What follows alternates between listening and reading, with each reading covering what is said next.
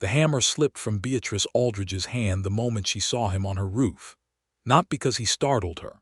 Not because she hadn't known he was up there. She had watched him climb the ladder herself, had stood in her doorway with her arms crossed and her jaw set hard as iron, telling him in no uncertain terms that she did not need his help, did not want his charity, and would thank him kindly to climb back down and ride back to whatever corner of Dust Creek he had wandered in from. He had not climbed back down. He had looked at her from up there with those quiet, dark eyes, the color of deep river water, and said only, "The beams rotted clean through. Another week of rain and your ceiling comes down on top of you." Then he had turned away and kept working. That was what undid her, not the kindness of it, not even the stubbornness, though Lord knew she recognized stubbornness like she recognized her own face in a mirror. It was the absence of anything else behind his words. No pity, no performance, no hidden motive curled up behind a generous smile the way every other man in this territory had carried one. She had been standing in the yard of the Aldridge homestead, her homestead now, though the word still sat sideways in her chest watching splinters of old cedar shingle fall past the eaves, and she had felt something shift underneath her ribs, something she had spent 3 years nailing shut, and that terrified her more than any rotted beam ever could. Because Beatrice Aldridge knew what men wanted from widows out here. She knew it the way she knew the weight of a water pail and the smell of a coming storm.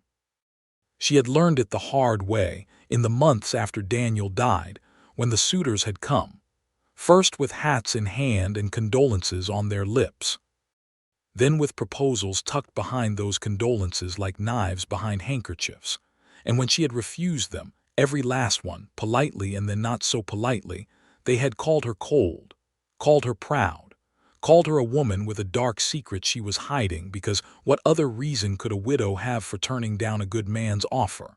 None of them had ever once thought to ask what she was actually protecting.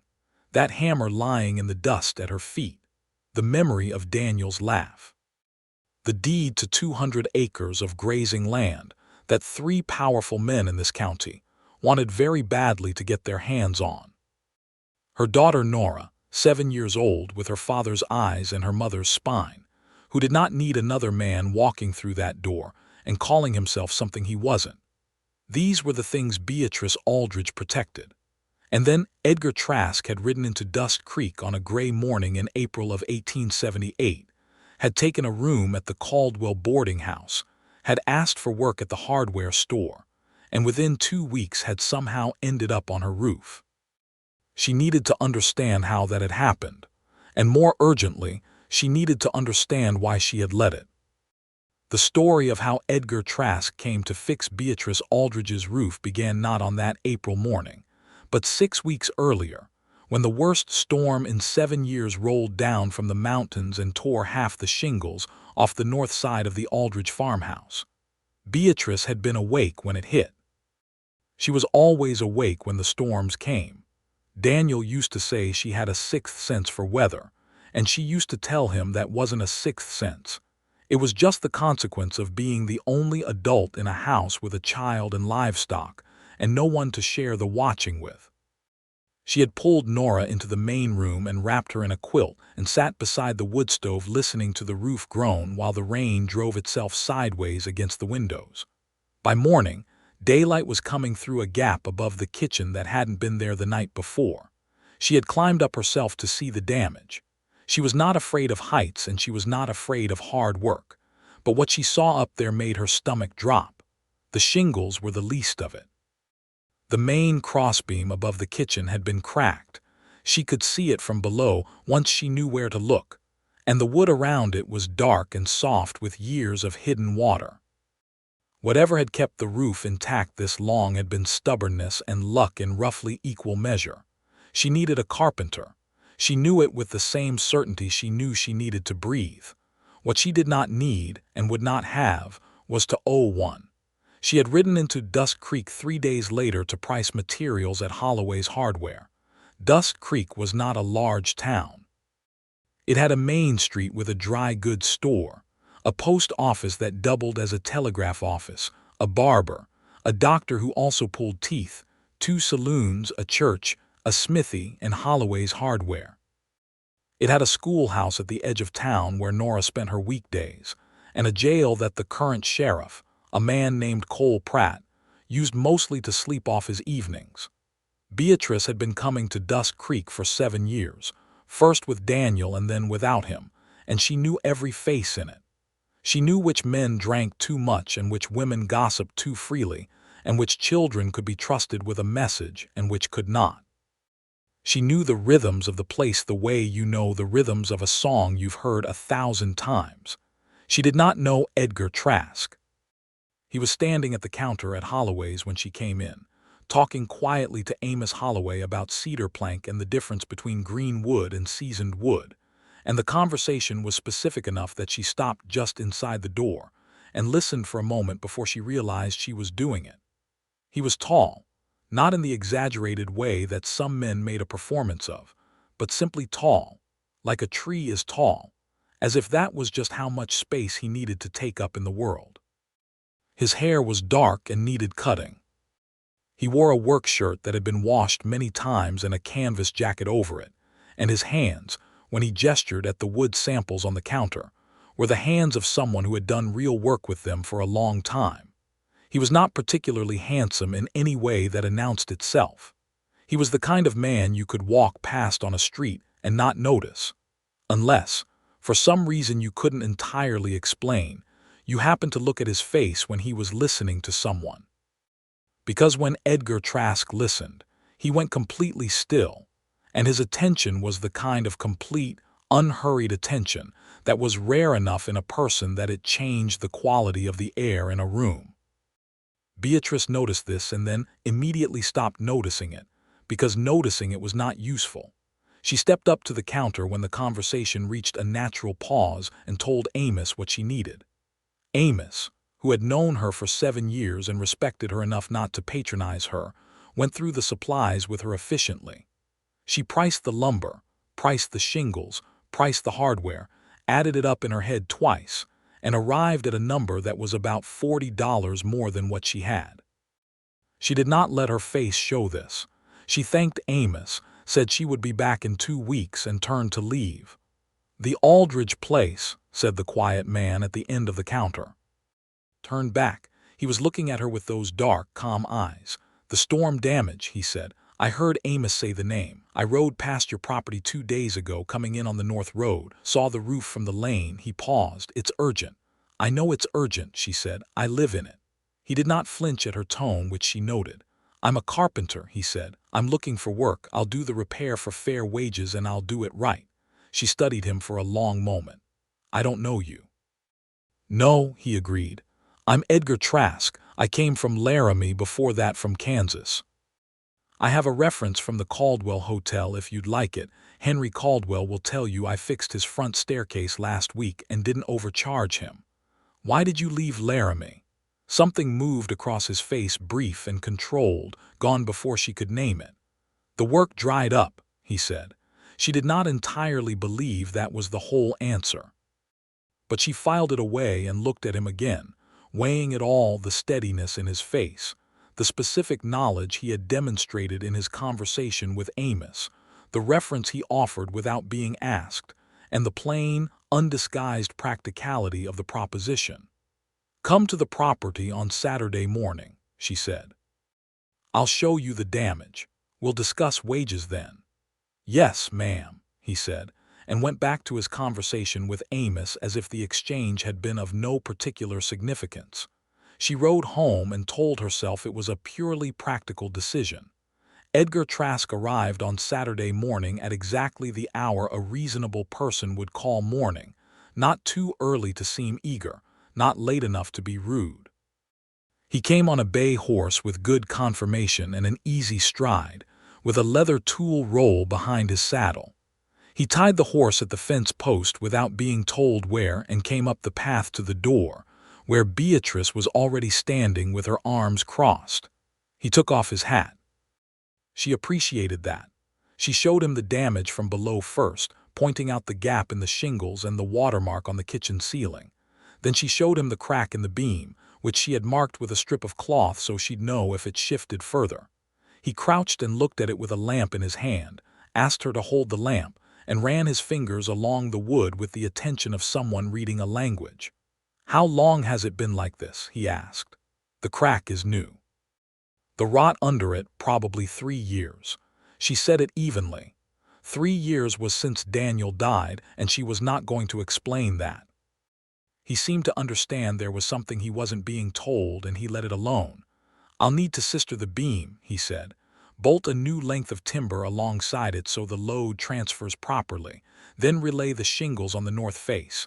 Maybe a quarter of them are compromised." "How long will it take?" "4 days if the weather holds, 5 if it doesn't."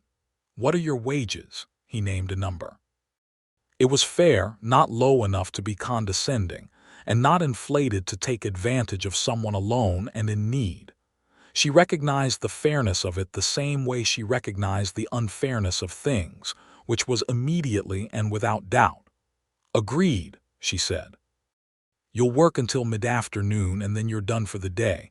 I have a daughter. I want her home before you're still on the property." He looked at her with that still attentive expression. "Understood. I'll provide lunch, nothing elaborate.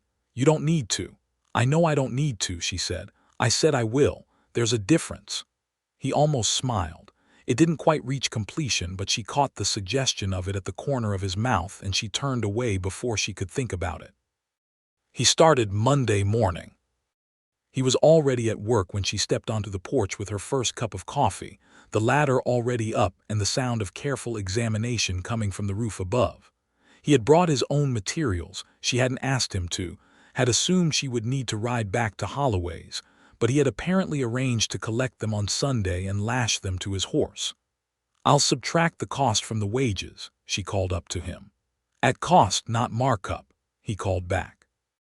"I get a better price from Amos than most."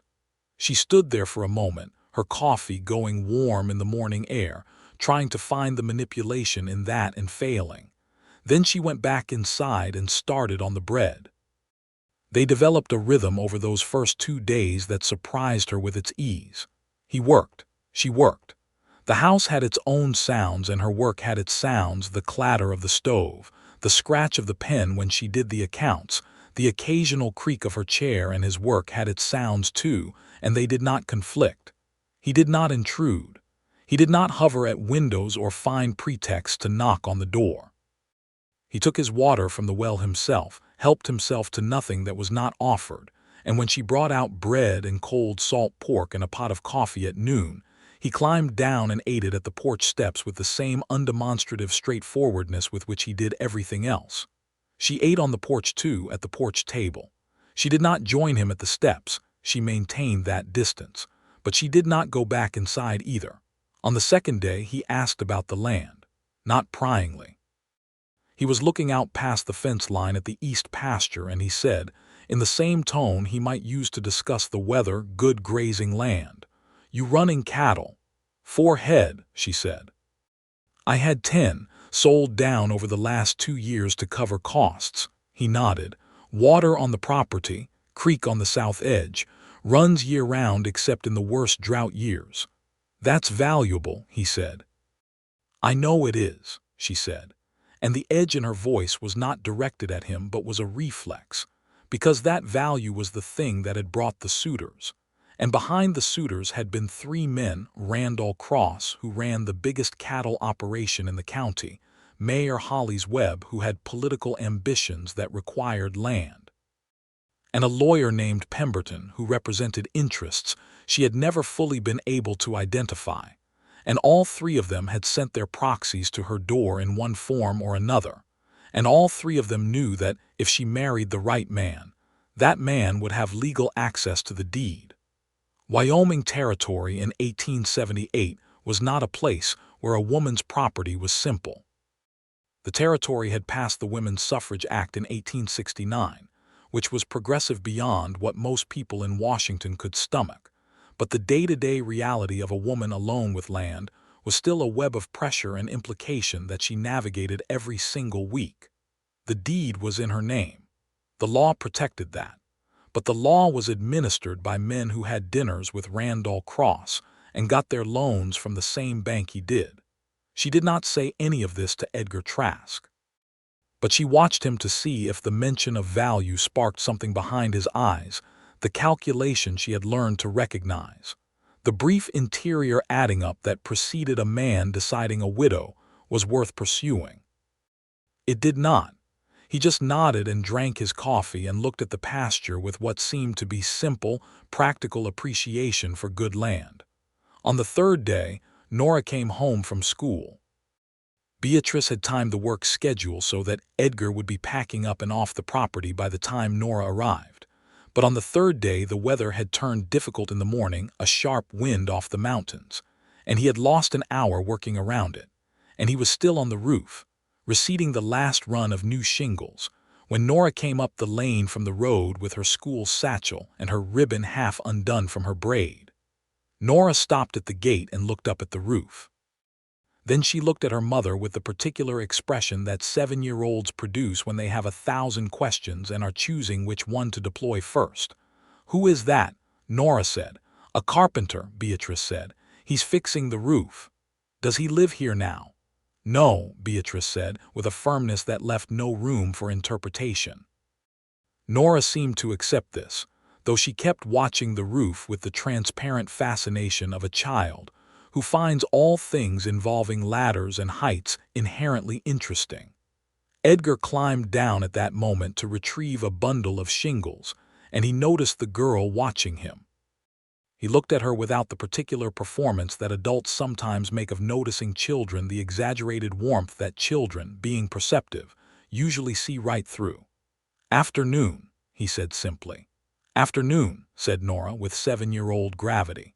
That was the entire exchange. He picked up his shingles and climbed back up. Beatrice watched Nora watch him go, and saw the girl decide with whatever mysterious calculus children use for these assessments, that this person was acceptable. She went inside without another question. That evening, after Edgar had gone and Nora was in bed, Beatrice sat at the kitchen table with the lamp and the account book and looked at the ceiling above her, the same ceiling that would have come down on them without the repair, and thought about the day with a precision she generally reserved for her accounts. She was not thinking about Edgar Trask, she told herself. She was thinking about the roof, about the practicality of having a capable person repair it, about the expense of it, and whether she had calculated the wages correctly against the quarterly income from the 4 cattle she had left. She was absolutely not sitting in the lamplight thinking about the way he had looked at the pasture. Just the pasture, not the deed behind the pasture, not the opportunity the pasture represented with something that looked, dangerously and improbably, like nothing more than honest appreciation for a piece of good land. She closed the account book and went to bed. The 4th day brought a complication she had not anticipated. His name was Donovan Vance, and he rode up the lane at mid-morning with his hat tilted back and his smile pre-assembled, the way men wear a smile when they've rehearsed it in a mirror. Donovan Vance was 34 years old, moderately prosperous, owned a small ranch 6 miles south, and had proposed to Beatrice twice in the past 18 months. She had declined both times with language that she had thought was sufficiently clear. He saw Edgar on the roof and his smile went complicated. "Morning, Beatrice," he said, reining in his horse. "Donovan," she said from the porch. He looked up at the roof, then back at her. "Who's that?" "A carpenter I hired to repair the storm damage." "I could have done that for you. You don't know carpentry, Donovan. I know how to find someone who does." "So do I," she said very pleasantly, "as it turns out." He was quiet for a moment, turning his hat in his hands, which was what he did when he was recalibrating. "I came to ask if you'd consider coming to the social at the church hall on Friday evening." "I thought—" "No, thank you," she said. "Beatrice." He leaned forward on his horse with the earnest look he deployed when he thought she was being unreasonably difficult. "You can't stay out here alone forever. It's not what, Donovan?" He struggled with that. "It's not proper," he finally said, which was the wrong answer, and she suspected he knew it. "I own this property," she said, still pleasantly. "I manage this property. I hire workers for this property when I need them, and I decline invitations when I choose to. I do all of this properly and legally and with full understanding of my own situation. If there's something specific you needed, I'm happy to help. If not, I have work to do." Donovan looked up at the roof one more time with something sour behind his eyes, then put his hat back on. "I'm only trying to look after you," he said. "I know," she said. "Goodbye, Donovan." She watched him ride back down the lane, and then she stood very still on the porch for a moment with her jaw tight and her hands at her sides. She was not angry. She had processed that anger a long time ago, had worn it down to something manageable, something she could use. What she felt now was a tiredness that lived deep in her bones, the particular tiredness of being a woman who had to defend her own existence twice a day every day for 3 years. She became aware that Edgar had stopped working. She looked up. He was not looking at her. He was sitting back on his heels, apparently examining a shingle, but he had been still for the past several minutes. She went inside and let the screen door close quietly behind her. That evening he was packing up his tools when she came out onto the porch to call him in for the wages he'd earned that day. She paid in small increments, which was her arrangement with everyone she hired, because it was fair and because it kept the balance of obligation clean. He was carefully rolling his leather tool roll, and he didn't look up right away. "That man," he said when she was standing on the steps. "He been bothering you long?" She looked at him. "Not your concern," she said, but without heat. He nodded, didn't push it, just kept rolling the tool roll. "He's one of 3, she said, before she'd entirely decided to say it. 3 men who have been persistent. Since Daniel died." She stopped herself there because she had not said Daniel's name to anyone outside of Nora in over a year, and it felt strange in her mouth, like a key she hadn't used but still carried. He looked up at her then, not with pity, not with the particular expression men got when they were calculating the value of sympathetic attention, just with that complete stillness, that total attention. 3 of them, he said. "They want the land," she said flatly. "Not me." "Well, one of them might genuinely want me, which in some ways is worse because he's fooled himself along with everyone else. But they all want the land underneath me. Cross, Webb, and Pemberton," he said. She went very still. "How do you know those names?" He held her gaze. "Dusk Creek isn't a large town," he said. "People talk. I've been in the hardware store, the boarding house, the diner. I've been listening." He paused. "I listen to things carefully before I speak."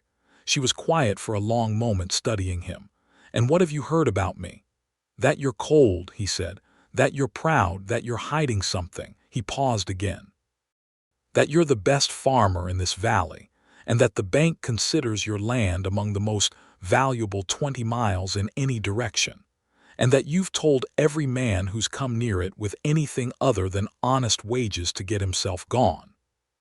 The accuracy of it hit her somewhere between the breastbone and the throat. "That's a great deal to gather from a hardware store and a boarding house," she said carefully. "I told you," he said. "I listen." She paid him his wages.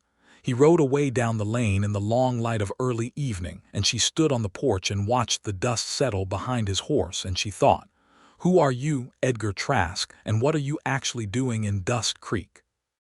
She lay awake that night for 2 hours asking herself whether she had made a mistake, whether the very quality she found reassuring, his calm, his lack of obvious motive, his listening, was itself the trap.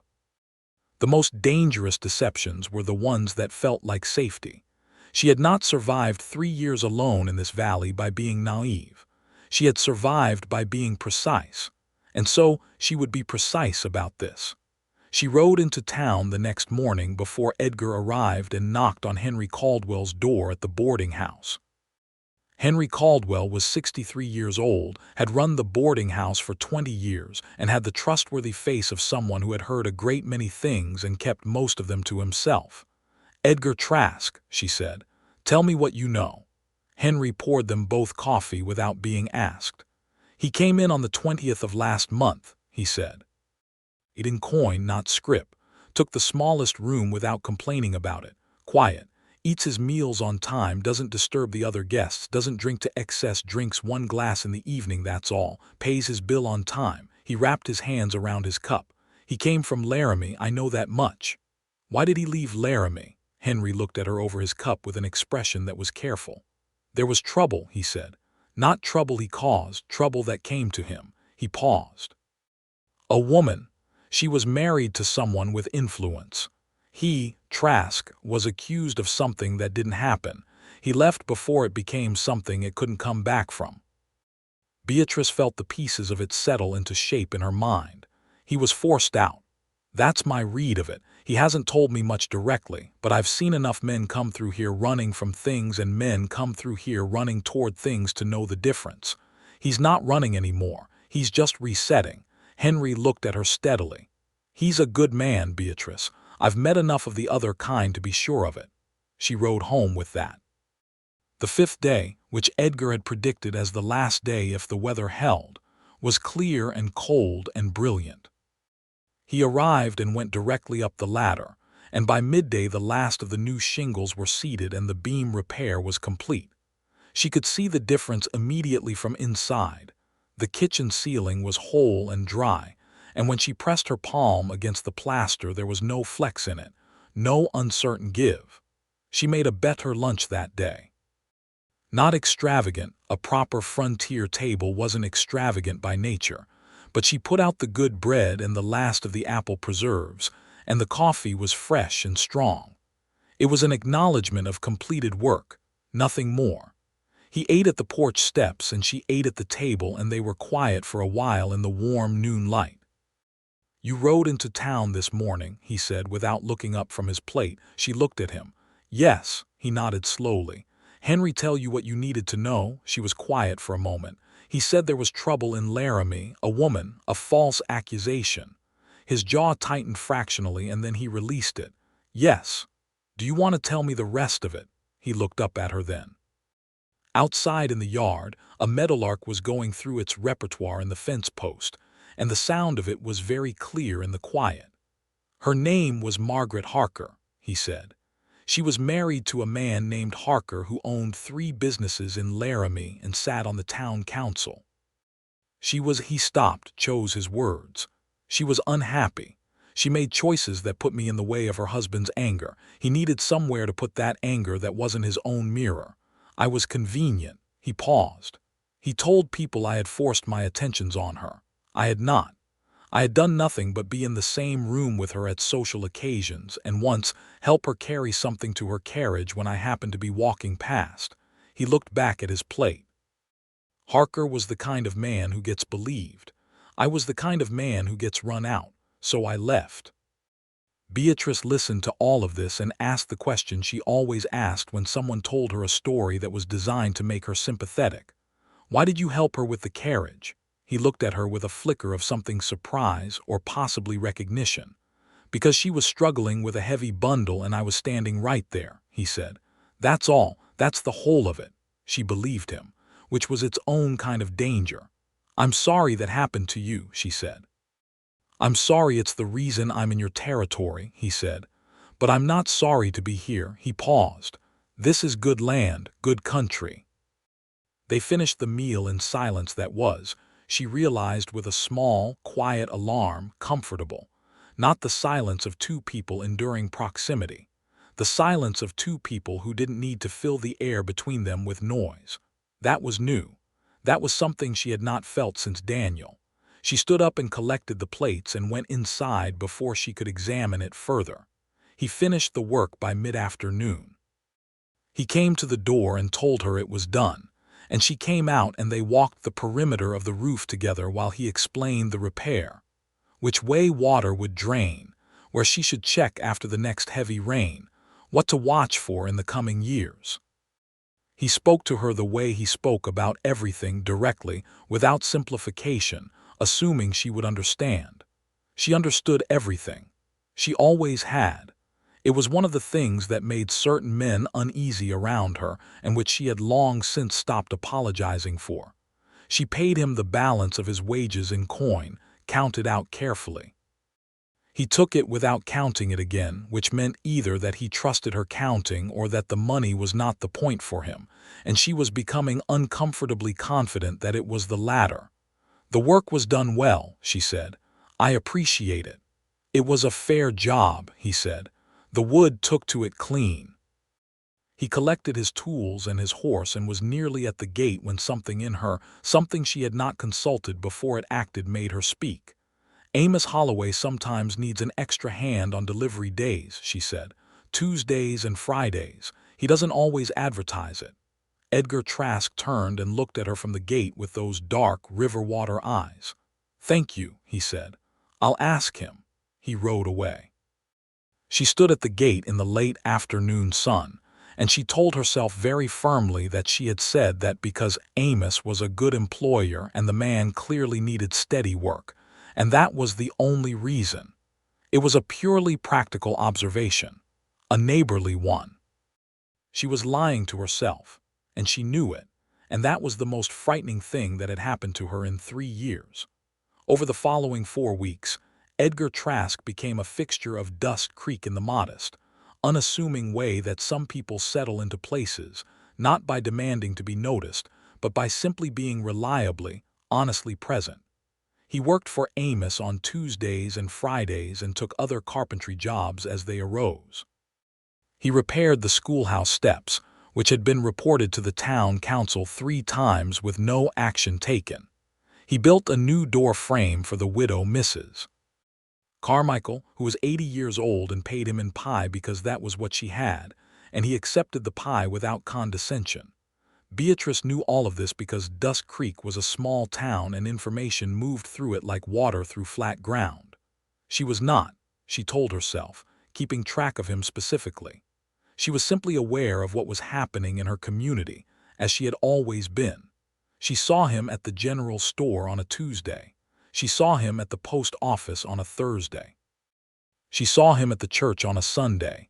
He had apparently attended the service once or twice, sitting in the back row, staying only for the service and not for the socializing afterward, which in her experience meant he was a person with genuine rather than performed faith, or at least with the honest agnosticism that didn't perform itself either way.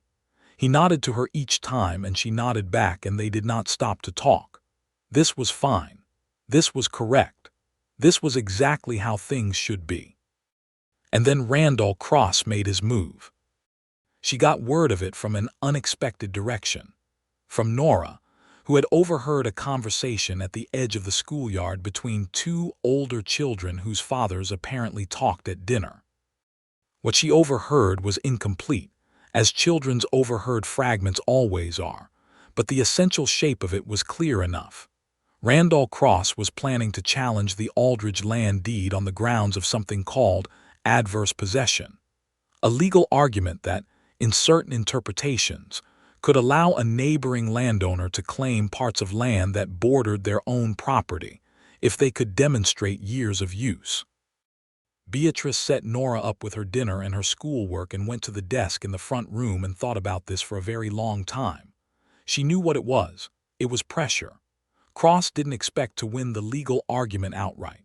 He expected the threat of it, the lawyer's fees, the court appearances, the uncertainty, to tire her out enough to sell. He had misjudged her, which was a habit of powerful men who had never faced real resistance. But misjudging someone and being wrong about them were not the same thing. Even a wrong-headed legal threat required a response, and responding cost money she was short on, time she was already stretched for, and emotional energy she was managing carefully. She needed to speak to someone with legal knowledge. The only lawyer in Dust Creek was Silas Pemberton, who was one of the 3 men she trusted least in the county. The nearest independent lawyer was in Cheyenne, which was a 2-day ride. She was sitting with this problem at 10 o'clock that night when she heard a horse in the lane. She took the rifle from its place beside the door. She always kept it loaded, and she was a good shot, another thing that made certain men uncomfortable, and went to the window. In the moonlight she could make out the figure on the horse, and after a moment she recognized the bay. She set the rifle down and opened the door. Edgar Trask came up the path with his hat in his hand and an expression that was careful in a specific way, the expression of a man who knows he is doing something unusual and has decided to do it anyway because he believes it's necessary. "It's late," she said. "I know," he said. "I'm sorry for it. I wouldn't come at this hour for a small reason." She looked at him for a moment, then stepped back from the door. He took this as the invitation it was and came inside. He looked at the rifle beside the door and then at her, and she could see him noting the fact that she had been prepared and choosing not to make anything of it. She did not offer him coffee. She sat at the table and waited. "I was in the saloon tonight," he said. "Not drinking," he added, and she believed it. "I was fixing a broken window frame for the owner. He needed it done after hours when the place was closed. Cross came in while I was working. He didn't notice me behind the partition. He was talking to a man I didn't know, a city man, by his clothes, a lawyer." He paused. "Cross said the filing would go through Pemberton's office by the end of the month. He said he gave the widow 3 months before she'd have no choice but to accept his offer." 3 months, she said. "He also said—" Edgar stopped. His jaw was tight. "He said that if the legal approach didn't work, there were other ways to make a property unviable." He mentioned the cattle. The cold that moved through her was not fear exactly. It was something more focused than fear. It was clarity. "He'll threaten the cattle," she said. "Or do more than threaten." He looked at her steadily. "I thought you needed to know tonight." She was quiet for a long moment, looking at the lamp on the table. The wick needed trimming. She kept noticing small things like that, small, manageable, concrete things to anchor herself to when the larger situation tried to pull her under. "Why did you come to me with this?" she said carefully. He held her gaze. "Because you deserve to know what's being planned against you. Because you've been fighting this alone and you shouldn't have to be entirely alone in knowing what you're up against." He paused. "And because I have concern for your situation, genuine concern." She looked at him for a long time. This was the moment, she knew. The crucial moment when a person either admitted what was beginning between them or pressed it back down and sealed it. "Edgar," she said, and she had not said his given name before, had been careful not to, and she felt the weight of it in her mouth. "I need to ask you something directly." "Yes," he said. "Are you going to tell me you have feelings for me and that those feelings are connected to an interest in this land and this deed? Or are you going to tell me that the feelings and the land are separate things, and is either of those things actually true?" He did not look away. "They are entirely separate things," he said. "I am interested in you. I have been since the first day in Amos's store, and I would be interested in you if you lived in a tent with no deed and no land and no cattle. The land is none of my business except as it's something that's threatening your safety, which makes it my concern the way any injustice aimed at someone I care about is my concern." The silence in the kitchen was very complete. "I've heard that before," she said quietly, without accusation. "I've heard versions of that said very well." "I know," he said. "I know you have. I can't trust it just because it sounds right." "I know that too." He looked at her with that complete, still attention. "I'm not asking you to trust it yet. I'm asking you to let me prove it over time. I'm not going anywhere. I'm not in a hurry. And I will never push you further than you want to go." He paused. "What I will do, if you'll allow it, is help you deal with Cross, not because of any interest in the property, because he's a powerful man doing an unjust thing to a woman who has done nothing but protect what's hers, and that makes me angry in a way I can't ignore." She looked at him for a long time. The lamp flickered. Outside, the night was very still. "All right," she said at last. "Tell me everything you heard." They sat at that table until past midnight going through it. Every word she could remember about the deed, the property boundaries, the Wyoming territorial laws that governed both, and every detail he could recall of the conversation he'd overheard. She knew more about the legal situation than she'd expected to. She had read extensively on the relevant statutes in the months after Daniel died, when she'd first begun to understand the nature of what she was protecting. He knew things about construction, boundary maintenance, and the practical ways a neighboring landowner could establish or undermine an adverse possession claim. Between them, over the course of that midnight conversation, they began to assemble a defense. She would need an independent legal opinion, which meant the trip to Cheyenne. She needed documentation of continuous, exclusive use of the boundary areas in question, witnesses, records, physical evidence. She needed her cattle accounted for and watched in a way that made any threat to them clearly intentional and therefore criminal rather than accidental. She also needed, She realized with a clarity that was both practical and frightening. Someone on her side who knew what was happening and wasn't afraid of Randall Cross. When he finally stood to leave, it was past midnight and the lamp had burned low. "I'll ride with you to Cheyenne if you want a second person for safety," he said. "If you'd rather go alone, I understand it." "I'll think about it," she said. He nodded and went out. She stood at the door and watched him ride away down the moonlit lane, and she put her hand on the door frame, the solid, new door frame that he had not repaired, but that felt to her in that moment like a symbol of something being made sound. She went back inside and sat at the table for another half-hour in the dying lamplight, and for the first time since Daniel had been buried on the south ridge of this property, she let herself feel something that she had thought she was done with: hope. Terrifying, specific, cautious hope. She rode to Cheyenne 10 days later. Edgar rode with her. They went with a purpose that kept the journey strictly practical. A meeting with a lawyer named George Fenn, who came recommended by Henry Caldwell as an honest man, which in legal circles was a specific and rare distinction. They took the North Road and covered it in a day and a half, stopping overnight at a way station where the keeper knew Beatrice by name from previous trips. Edgar slept in the stable. Beatrice slept in the single room the way station provided for female travelers. In the morning they ate quickly and rode on. The meeting with George Fenn took 3 hours. He was a precise, careful man of about 50 who listened to everything before he spoke, and then spoke with the specificity of someone who took his responsibilities seriously. His assessment of the adverse possession risk was measured but not catastrophic. Cross had a weak case, but a weak case filed in a friendly court by a well-connected plaintiff was not the same as no case at all. The defense required exactly what Beatrice had already begun assembling: documentation, witnesses, evidence of continuous exclusive use. "You've been managing this well," Fenn said, with what she recognized as genuine professional respect. "The records you've kept are better than most men's." "I know," she said pleasantly.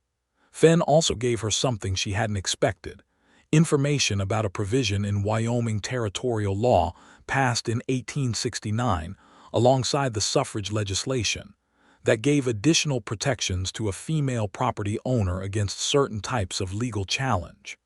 It was not absolute protection, but it was leverage, and Fenn thought it would significantly complicate Cross's approach in any honest courtroom. She and Edgar rode back from Cheyenne in the long golden light of early May with the documentation in her saddlebag, and the conversation flowing between them in the unhurried, ranging way of two people who have found that they can cover any topic without running out of things to say. He told her about Kansas, where he had grown up, a flat, wide sky country he had left when he was 19 because he had needed something the flatness couldn't give him. He told her about learning carpentry from an uncle who was exacting and patient in equal measure, which was how he thought good teaching worked. He told her about the mountains above Laramie and how he had loved them, and how it had cost him something real to leave them behind, even though leaving had been necessary. She told him about Ohio, where she had been born, and about coming west with Daniel when she was 22 and he was 25, the year of their marriage, in 1869, 9 years ago now, though it felt both longer and shorter than that from different angles. She told him about the first 2 years of building the homestead, which had been the hardest years of her life, and also among the most satisfying, because there is a particular satisfaction in making something out of nothing that you can never really replicate in easier circumstances. She told him about Daniel, not the grief, not yet, that was too deep and too private, but Daniel himself. His sense of humor, which was dry and consistently well-timed. His patience with cattle, which was remarkable. His habit of naming every tool he owned and becoming briefly bereft if one went missing. She talked about him as a person, a specific person who had been here and was now gone, and she watched Edgar listen to this with the same respectful, careful attention he brought to everything, and she felt something in her chest loosen by degrees. "He sounds like someone worth grieving," Edgar said. "He was," she said. The way he said it, not with condescension or with the particular discomfort some people showed around the dead, told her something important about him. He did not need to be the only person who had ever mattered to her. He was not threatened by the existence of Daniel Aldridge. He was just paying respect to a real person whose loss was a real loss, and that was all. They were 3 miles from Dusk Creek when he said, quietly, "I'd like to court you, Beatrice." She kept her horse's pace even. She looked at the road ahead. "Court me," she said. "Yes, properly, with your full knowledge and consent and at whatever pace you decide. Not because I'm in a hurry to get somewhere else. Because I want to know you better, and I want you to know me, and I want there to be a time, I hope there will be a time, when we're not just two people being honest in passing moments but two people who have decided to build something on purpose." She rode a little further without answering. "I've refused every man who's shown interest in me for 3 years," she said. "You know that? I know it. I had good reasons. I know that too. I still have some of those reasons." "I know," he said gently. "I'm not asking you to abandon them. I'm asking you to decide with whatever clarity you have right now whether I'm in the same category as those men. And if I'm not, if you're not sure yet, then I'm asking for the chance to show you that I'm not." She looked at him then sideways in the road light. His face was serious and entirely without artifice. He was not performing a feeling. He was stating one quietly with the same directness he brought to every other true thing he said. "You may court me," she said, "properly, at my pace."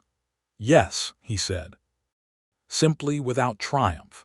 "And Edgar," she said, "yes. If at any point I change my mind, that is my right and you will accept it without argument." "Of course," he said, and the immediacy of it, no hesitation, no negotiation, just immediate and uncomplicated acceptance was the most persuasive thing he had said. They rode into Dusk Creek in the evening light, 2 people on horses side by side, and if anyone in the town noticed them arriving together, Beatrice did not pay particular attention to what they made of it.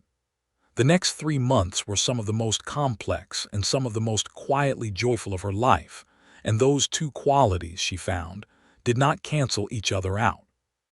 The situation with Randall Cross continued to require attention. George Fenn's documentation arrived from Cheyenne, and she organized it with the precision she brought to her accounts. She gathered witness statements from Henry Caldwell, who had seen her working the boundary fence lines, from Amos Holloway, who had sold her the materials, from a neighboring farmer named Howard Pierce, who had no love for Cross and was glad to sign his name to an honest statement. She also had her cattle moved to the inner pasture and arranged with young Eli Pierce, Howard's eldest son of 16, to check on them daily in exchange for fair wages. This was not a solution, but it was a layer of protection. Cross filed his legal challenge in June, as predicted. It landed at the territorial court in Cheyenne and sat there waiting for a hearing date. George Fenn wrote to her that the opposing counsel had apparently not been informed of the 1869 provision, which was the first good news in the legal dimension. The hearing was set for October. Edgar, in the meanwhile, had established himself firmly enough in Dusk Creek that he was no longer a stranger. He had taken on larger carpentry work, the construction of a new storeroom behind the dry goods store, and a commission from the church for new pew repairs, and was earning steady wages. He had moved from the boarding house into a small rented property at the edge of town, a 2-room structure that was structurally sound because he had made it so, having repaired it as a condition of the rental. He came to the Aldridge homestead on Saturday afternoons. That was the arrangement they had settled into Saturdays, openly, in the afternoon. He did not arrive early or stay late beyond what was appropriate for the early stages of a courtship, and he was never anything other than respectful and proper in his behavior. This was not performance. This was the genuine shape of who he was. Sometimes they sat on the porch and talked. Sometimes Nora was there, doing her own things nearby, increasingly comfortable in his presence in the way children are comfortable around people who make no demands on them. She began to bring her projects to show him, the drawings she made, the collection of interesting rocks she had assembled, a book she was reading, and he engaged with all of it with genuine interest and no condescension, and Beatrice watched this with a feeling she was beginning to have less and less success in denying. One Saturday in July, he brought Nora a small birdhouse he had made from scraps, not an elaborate thing, just a plain, well-built box with a hole cut exactly the right size for wrens, which he said were the best birds for a working farm.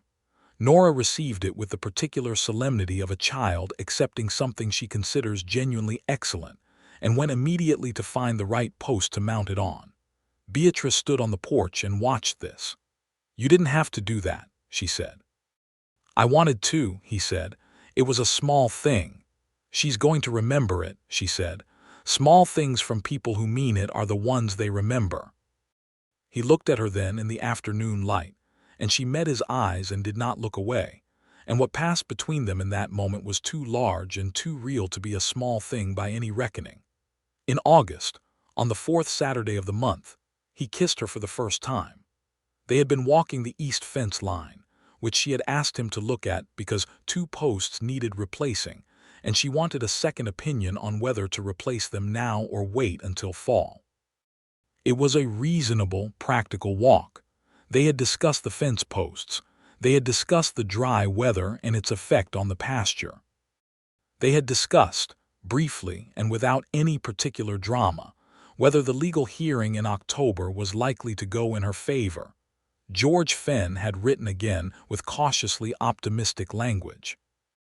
And then they had stopped at the corner post where the fence turned south, and the valley spread out below them in the evening light, the creek glinting on the south edge, the pasture gold and green, the mountains blue and enormous in the distance.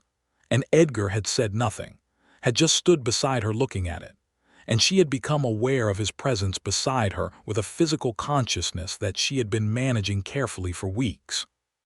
She had turned to say something practical and manageable, and he had turned at the same moment, and they were closer than the ordinary distance of 2 people on a walk, and he had looked at her with a question in his eyes that required no words and waited. She answered it. The kiss was brief and careful and entirely quiet. His hand came up to her jaw and then he stepped back, and his face was open in a way she had not seen it before, stripped of its customary self-containment, and she saw the feeling on it plainly, and it was the same feeling she was carrying. "All right," she said, which was not exactly what she meant but was as close as she could get. "All right," he said, and the corner of his mouth lifted, and this time the almost smile made it all the way to completion, and she thought, "There it is. There's what's been sitting behind that face all these months." She looked back at the valley before either of them could say anything else. "The corner post definitely needs replacing," she said. He laughed. She had not heard him laugh before, a real laugh unguarded. It was warm and quiet and entirely genuine, and it moved through her like the first warm day after a very long winter. September brought 2 things. A letter from George Fenn saying the hearing was confirmed for the 14th of October, and a visit from Mayor Hollis Webb that was unlike his previous visits in character and tone. Webb came on a weekday morning, which was unusual, and he came with a man she didn't recognize, which was more unusual, and the expression on his face was not the customary mixture of ambition and false warmth, but something closer to genuine unease. She met them on the porch with her arms crossed. "I need to speak to you about Cross," Webb said without his usual preamble. She looked at the stranger. "Who is this?" "My name is James Whitfield," the man said. He had the manner of a federal official, though he wasn't in uniform. "I'm an investigator with the United States Marshal Service. I'm looking into some concerns about land acquisition practices in this county." Everything in her went very still. "You'd better come in," she said. Whitfield had been investigating Randall Cross for several months. It turned out, as part of a broader inquiry into land consolidation practices across Wyoming Territory that had been prompted by complaints from multiple landowners. Cross was not the only person engaged in this kind of behavior, but he was the most active and the most legally aggressive. The adverse possession strategy was one he had used before, in 2 cases in the western part of the county, and both previous landowners, both men, both older, both without resources for a legal fight, had sold before the cases reached court. What Whitfield wanted from Beatrice was her documentation and her willingness to provide a statement. What Webb wanted, and this was the uncomfortable part, was to distance himself from Cross, who he had apparently supported until the federal interest became known, and who he now regarded as a liability. He was not a good man, Holly's Webb, but he was a practical one, and practicality was sometimes useful. "You'll drop your opposition to the Aldridge deed," she told Webb very clearly. "Of course," he said too quickly, which told her the opposition had been his before it had been Cross's. "In writing," she said. He blinked.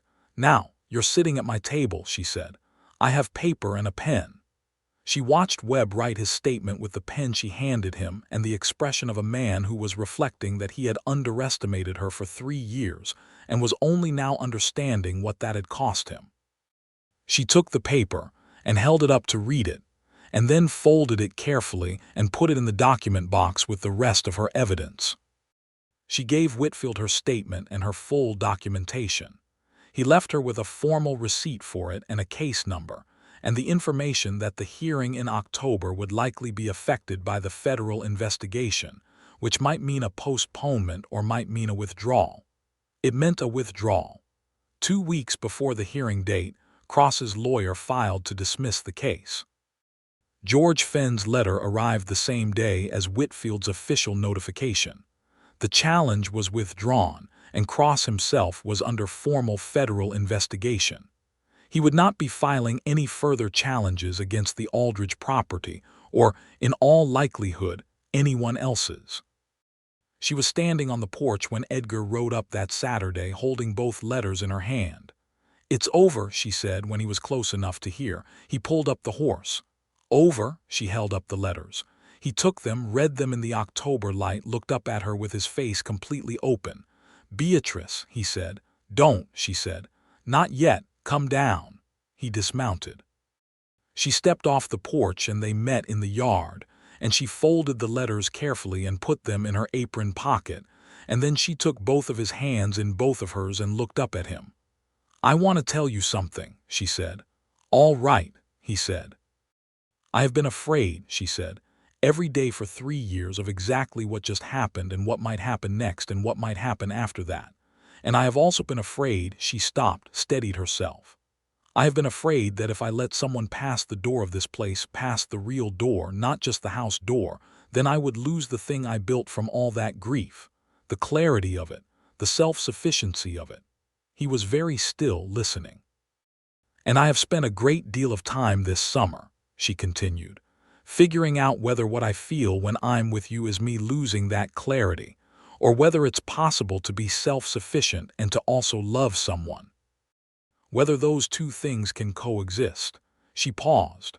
"I've concluded that they can, that they have to, because the alternative is a kind of protective loneliness that starts as armor and ends as a cage."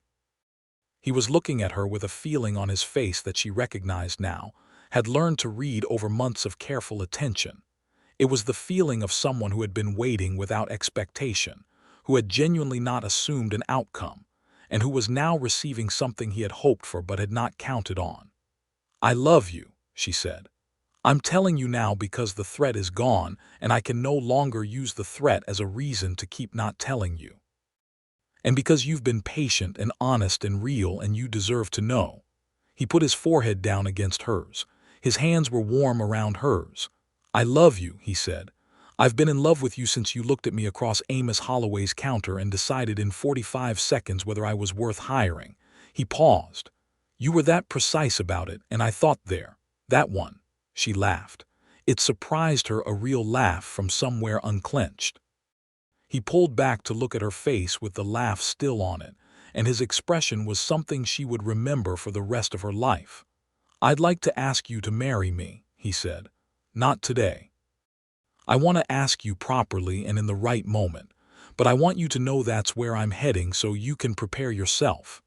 "That is the most practical declaration of intent I have ever heard," she said. "I'm a practical man," he said. "You are," she said. "It's one of your better qualities." They stood in the yard in the October light with their hands together, and the meadowlark was at it again on the fence post, and somewhere in the house Nora was doing something that involved what sounded like rearranging furniture, and the valley was golden and still, and Beatrice Aldridge felt the sensation of a thing coming right, the specific physical sensation of a life that had been knocked sideways for 3 years settling back onto its proper axis. Not the old axis, not Daniel's axis, her own. He proposed in November. He came on a Saturday that was cold and bright, with the first real bite of winter in the air, and after they had drunk coffee on the porch wrapped in their coats, and he had played a game of checkers with Nora, and lost deliberately enough to be convincing without being obvious about it. Nora, being Nora, knew he was going easy on her, and accepted it with the dignity of someone choosing not to call out a politeness. He asked Beatrice to walk to the south fence. At the south fence you could see the creek, and beyond it the mountains, and the light at that time of day in November came in sideways and gold, the way it does in the northern ranges when winter is just announcing itself. He took off his hat. He held it in both hands and looked at her with all that complete, still attention. "Beatrice Aldridge," he said, "I'd like to ask you to marry me. Not because of this land or this property or anything practical at all, because you are the most clear-sighted and honest and brave person I've met in my life, and because I want to spend the rest of mine beside you and your daughter, if you'll have me." She looked at him in the gold sideways light, with the creek glinting behind him and the mountains enormous and blue at his back, and she thought about all of it, Daniel and the grief, and the suitors and the deed, and the 3 years alone, and the roof, and the midnight conversation at the kitchen table, and the kiss at the corner fence post, and the October afternoon in the yard, and she let herself feel all of it at once rather than in the careful, managed increments she had trained herself to use. "Yes," she said. He smiled. That full, warm, rare smile that she had seen for the first time in the October yard and that she was learning, slowly and with great pleasure, to recognize as one of the things in her life she had not expected and was not going to take for granted. He took her hands again. "Will you tell Nora or shall I?" he said. "Together," she said. "We'll do it together." They were married in the Dusk Creek Church on the first Saturday of February, 1879, with Henry Caldwell and Amos Holloway as witnesses, and Nora standing beside her mother in a dress they had made together over 3 weeks of winter evenings, with a blue ribbon in her braided hair because blue was her current definitive opinion about color. It was not a large wedding. Beatrice had not wanted a performance. She had wanted the real thing, in the plain light of a winter morning, with the people she trusted and the man she loved, and that was what she had. Edgar Trask said his vows in the same voice he used for everything, quiet and direct and entirely without artifice, like a man stating true things, and she said hers in the same voice. And when George Fenwick, the minister, pronounced them married, Edgar leaned down and kissed her with the assembled small congregation watching, and Nora made a sound that was not quite approval and not quite embarrassment but some specific combination of 7-year-old feelings that was entirely her own. They had a lunch at the church hall afterward. There was good food contributed by various people. Mrs.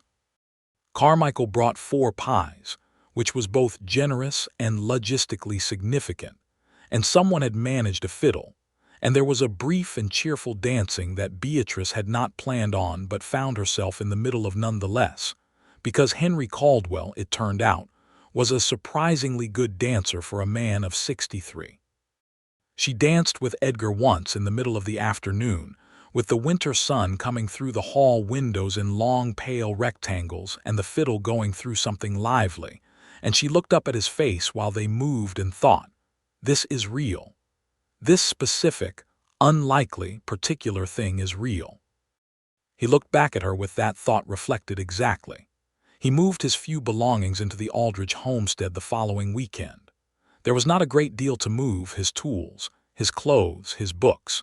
He had 3 books: a Bible, a copy of Robinson Crusoe, which he had been reading and rereading since he was 11, and a technical manual on timber joinery that he had apparently read with the same devotion he gave the other 2, which she found both endearing and entirely characteristic. She made room for his books on the shelf in the front room. She made room for his tools in the workshop. She made room for him in the house the way you make room for someone real, not by removing things but by adjusting, by finding the configuration that works, by discovering that 2 people who each need their own space can also share space without one consuming the other. Nora adjusted in the way children adjust to good change, with a brief period of watchfulness, followed by a wholehearted adoption of the new arrangement. Within 2 weeks, she was calling him Edgar rather than Mr. Trask, which she had done up to that point with the formal precision of someone who understands that titles are meaningful. Within a month, she was showing him her school assignments before showing her mother, not because she trusted him more, but because his particular quality of attention made him useful for problems involving fractions, which were her current academic nemesis. Spring came in its Wyoming way, late and tentative, and then sudden. The pasture came green again, the creek ran high with snowmelt, and the roof, the repaired roof, the roof that had started all of this, held through every rain without a single drop coming through. In March, Beatrice told Edgar she was pregnant. She told him on a Sunday morning before Nora was up, standing in the kitchen with her hands wrapped around a coffee cup, and she told him the same way she told him everything, directly, looking at him, without softening or embellishing. He stood very still for a moment in the way he went still when he was absorbing something important. Then he crossed the kitchen and put his arms around her, and she let herself be held entirely, which was something she was still learning to do, to receive something without immediately managing it. And she stood in the kitchen with her coffee and her husband's arms around her and the early light coming through the repaired roof and everything precisely, specifically, improbably right. "Happy," he said. "Yes," she said, genuinely and without qualification. He kissed the top of her head. She felt him smile against her hair. Nora took the news of the impending sibling with characteristic deliberateness. She had questions, specific, logical questions about timing and logistics and sleeping arrangements, which they answered as carefully and honestly as her 7-year-old understanding required. She then announced that she wanted a brother, and that if it was a sister she would accept this, but the decision was noted as not being her first preference. Beatrice and Edgar both kept their expressions very straight through this announcement, which required some effort. By summer, the homestead had taken on a shape that felt to Beatrice like the shape a homestead was supposed to have. Edgar had built a new workshop that doubled his ability to take on commissions, which had grown steadily as his reputation spread to the surrounding farms and ranches. The cattle were back up to 7 head. 3 of the 4 he had sold in the lean years were now offspring of the remaining ones, which was not the same as having them back, but was its own kind of continuity. The pasture fence was entirely sound. The roof was entirely sound. Randall Cross had been charged by the federal investigation with 3 counts of fraudulent legal interference, and had sold most of his land holdings to cover his legal fees.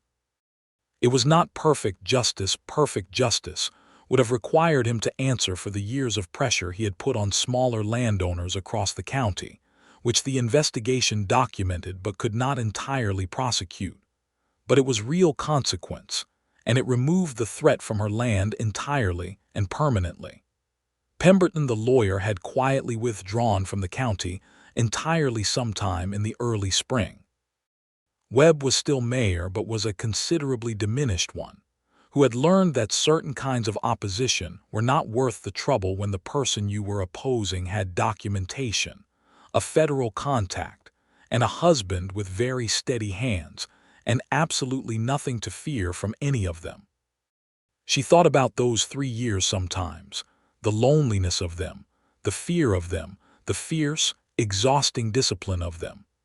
And she thought about them with something that was not quite pride and not quite grief, but was the complex acknowledgement of a person who has carried something very heavy for a very long time and has put it down in the right place at the right time.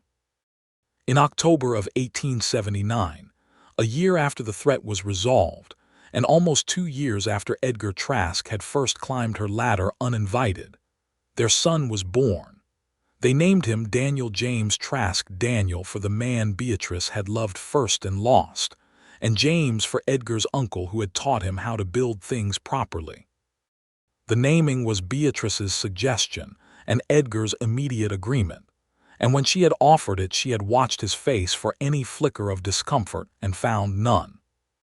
He was a large, solid baby with dark hair, and his father's way of going completely still when he was paying attention to something, which Nora found hilarious in a newborn, and which she reported to anyone who would listen in her most authoritative voice. That winter was the mildest in memory. Edgar finished a set of commissions that took him through February, and then came home in the evenings to a warm house, and a wife who was reading by the fire, and a daughter doing arithmetic at the kitchen table, and a son learning the complex and apparently engrossing problem of his own hands. He would stand in the door of the front room sometimes, just for a moment, before he took off his coat and came in properly, and look at all of it, and Beatrice, who noticed everything, noticed this, and let it be what it was without comment, because some things were big enough that the right response was just to let them sit in the room without interference. In the spring of 1880, she made a decision she had been turning over for several months. She wrote to George Fenn in Cheyenne and asked his advice on formally adding Edgar's name to the deed as co-owner. The decision was hers alone. No one had asked for it or suggested it. She had thought about it carefully and concluded that it was the right thing, not as a romantic gesture or an act of trust, but as an honest reflection of what the property already was, theirs, jointly and equally. Fenn handled the filing efficiently. The new deed arrived in June, and she laid it on the kitchen table, and they looked at it together. Beatrice Aldridge Trask and Edgar James Trask, co-owners, and she thought about that first morning in Amos Holloway's store, and the $20 gap in her materials budget, and a tall man who had listened to a conversation about wood and offered to fix her roof for fair wages. "You know," she said, "when I first saw you I thought you were probably trouble." He looked at her with that straight, warm face. "I was right," she said, "just not the kind of trouble I was expecting." He took her hand across the table, and outside the morning was bright and clean, and the whole of the valley was green, and Nora was calling from the pasture about something that required her mother's immediate attention, and Daniel was in his cradle in the corner making the sounds of a person just beginning to locate the world with his eyes and finding it apparently acceptable. And everything, the repaired roof above them, the deed between them, the hard-won, specific, particular life they had built together, was fully, irreversibly, beautifully real. She had refused every man who had come to her door for 3 years. She had refused them wisely and correctly and without regret, because they had wanted the wrong things in the wrong ways and she had known it.